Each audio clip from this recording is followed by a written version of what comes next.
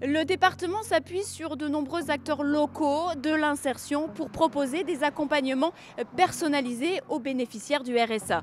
C'est le cas avec le CIPRO 43, le comité d'insertion professionnelle, avec lequel la collectivité collabore activement. Elle oriente effectivement des travailleurs indépendants vers cette structure.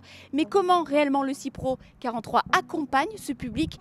Comment la collaboration s'articule avec le département? C'est ce qu'on va voir tout de suite avec ce reportage. Suivez-moi. Je m'appelle Emmanuel Rodriguez, j'ai 51 ans, j'interviens dans le cadre du CIPRO, je suis chargé de mission emploi. Alors le partenariat avec le département s'articule d'une façon très simple, c'est les assistantes sociales qui identifient les personnes qui bénéficient du RSA, identifient qu'elles ont aussi une activité indépendante et du coup l'objectif c'est de faire appel au CIPRO qui est le comité d'insertion professionnelle et de faire déjà un premier point d'analyse et de voir comment l'entrepreneur gère son entreprise. Est-ce que déjà il a un bon regard sur son environnement? Est-ce qu'il y a beaucoup de concurrence?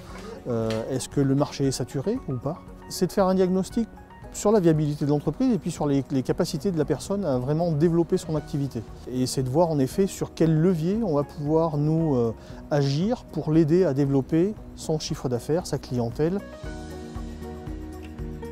Alors, je m'appelle Étienne Pourlan, j'ai 31 ans et je suis manœuvre TP à la Sovetra.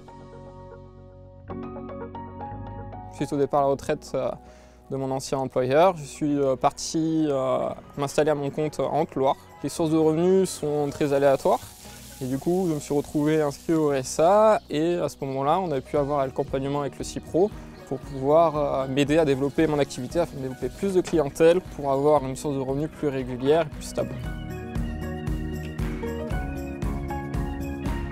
Alors c'était quelques rendez-vous au fil de mois où on essayait de mettre des choses en place, des moyens de communication, on laissait quelques mois voir ce que ça donnait, puis on revenait dessus, on retravaillait.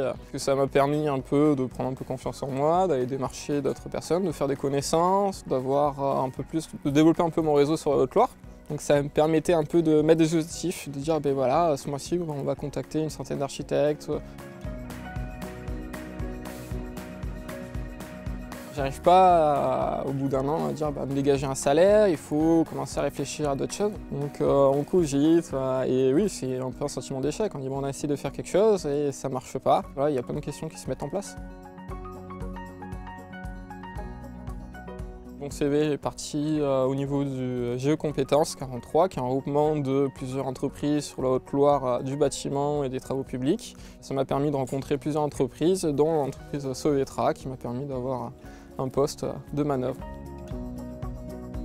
Donc je m'appelle Thierry Cornillon, je suis gérant de l'entreprise Sovetra basée à Solignac-sur-Loire. C'est le GE Compétences qui m'a envoyé le CV d'Étienne suite à un entretien qu'il avait passé avec eux en me disant il a un profil intéressant, ce serait peut-être bien que tu le rencontres. Quand je reçois son CV, je ne sais pas quel est son statut à ce moment-là.